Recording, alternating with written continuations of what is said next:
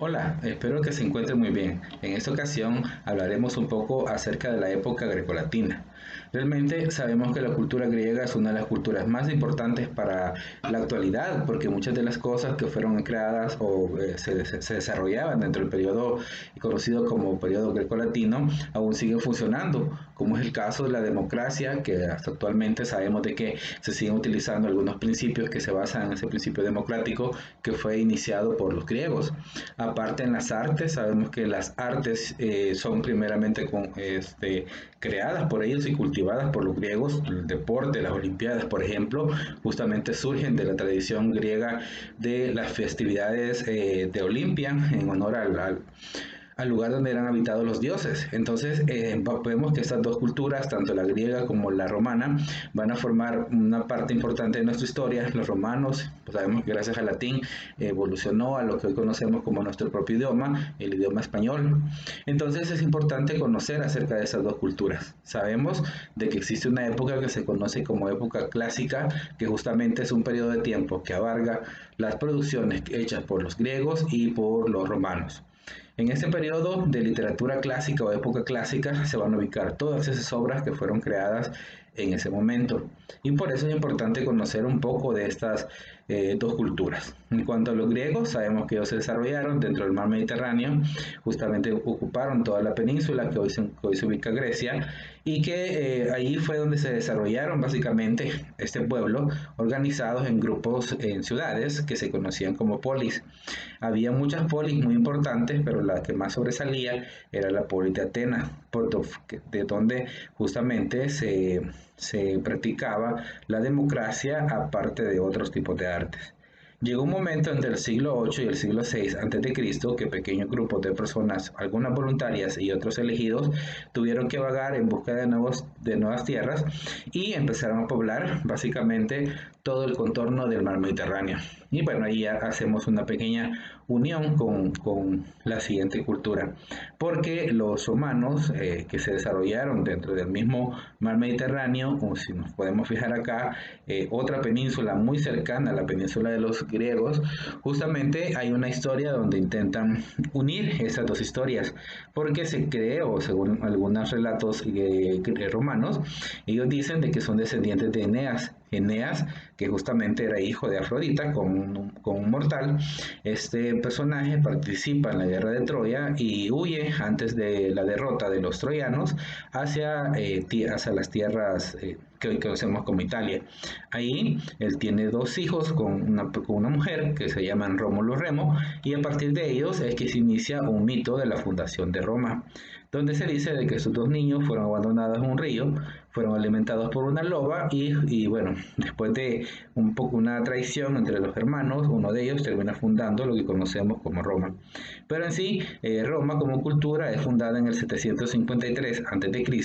Si nos fijamos, estamos hablando de muchos años después de haber sido fundada lo que conocemos como la cultura griega.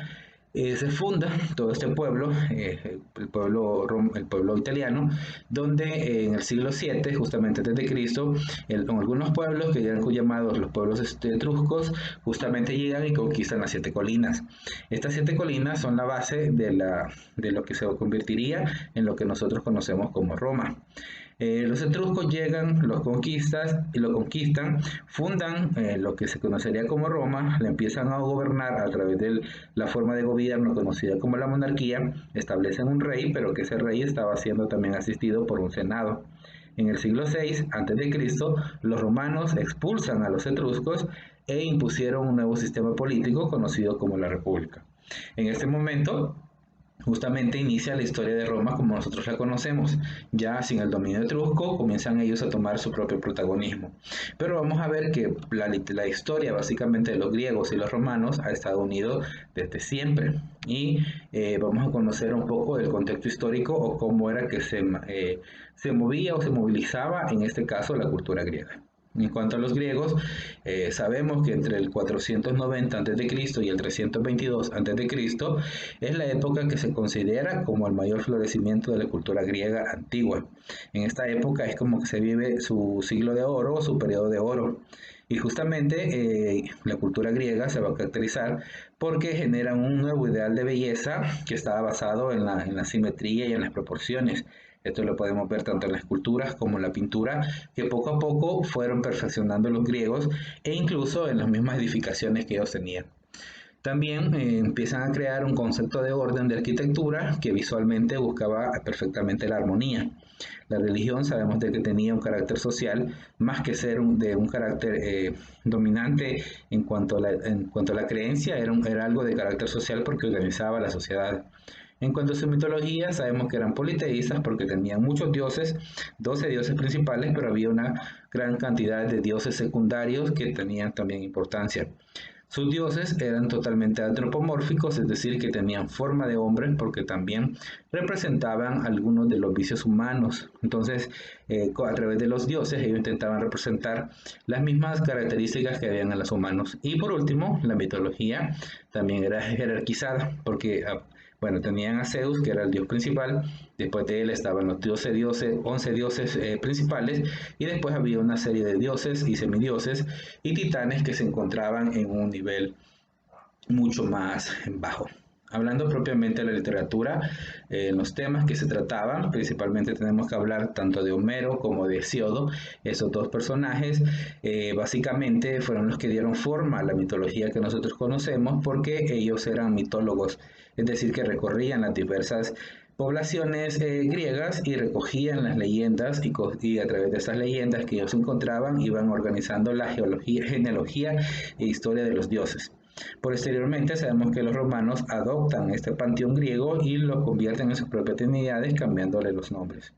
En aquella época, estos poetas eran considerados también educadores porque se decía que a través de sus historias le transmitían valores religiosos a la población.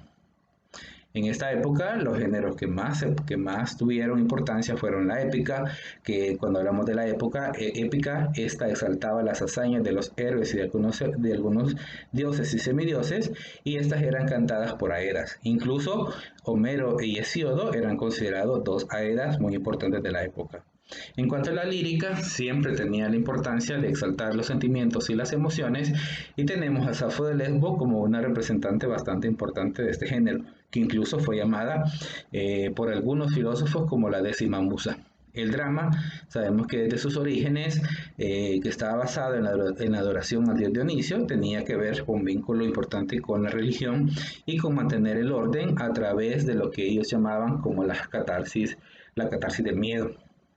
Hablando de este primer género que tenemos, que es la épica clásica, vamos a ver que en la épica se va a caracterizar principalmente porque va a iniciar con una invocación a los dioses y a las 9 musas importantes para que les acompañaran en el éxito de esa representación.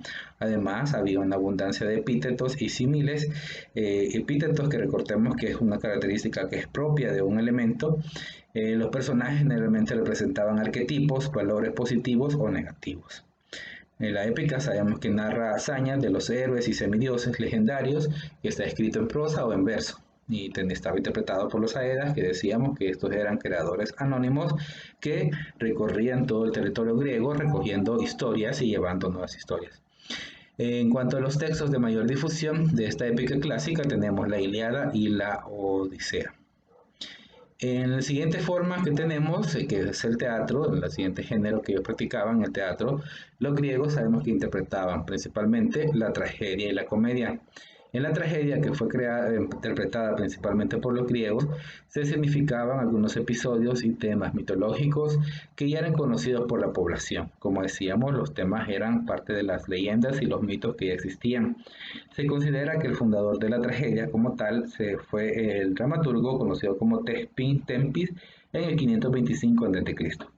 Algunos importantes autores están Esquilo, que introdujo un segundo actor, Sófocles, que incluye un tercer actor, y Eurípides, que cambia la función del coro para volverlos mero comentaristas de la acción que está ocurriendo.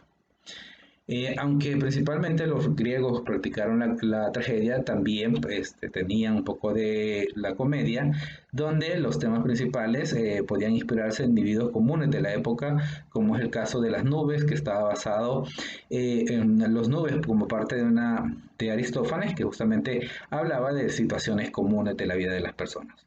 Las características de este género eran que los personajes eran seres con virtudes y algunas veces representaban también bajas pasiones. En sus orígenes trataba asuntos políticos, intentando ser irónico, pero posteriormente se vuelve a temas de la vida privada. Dentro de los representantes más importantes tenemos a Aristófanes y a Menandro. Luego, como sabemos, los griegos y los romanos compartían parte de la literatura y es por eso que cuando llega la conquista de Grecia en el siglo II a.C., los romanos adoptan básicamente la cultura griega, se apropian de los mitos y por lo tanto los temas que van a ser manejados van a estar muy ligados a la imitación de los temas que habían sido por los griegos. Incluso la Eneida, que es una obra épica romana, quizás la más conocida de esta época, estaba justamente recreando la grandeza de los pueblos romanos, al igual que como se hizo en la Ilíada y la Odisea. Las primeras manifestaciones, en este caso de la literatura romana, la podemos encontrar en la oratoria, la filosofía y la historia.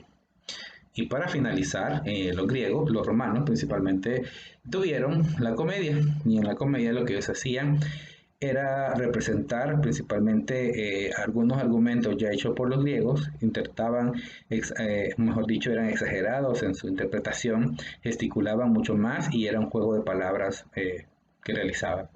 Dentro de los escritores principales tenemos a Plauto con la olla y los asnos y a Terencio con la suegra. Como vemos, tanto la cultura griega como la cultura romana compartían mucho desde su origen, porque muchas de las situaciones o de los elementos que tenían como representantes eran básicamente los mismos. Espero que el tema les haya quedado claro. Recuérdense que si tienen alguna duda, siempre pueden repetir el video las veces que sea necesario. No olviden ir haciendo sus anotaciones, formular sus preguntas para en una próxima ocasión poderlas resolver. Y muchas gracias por su atención.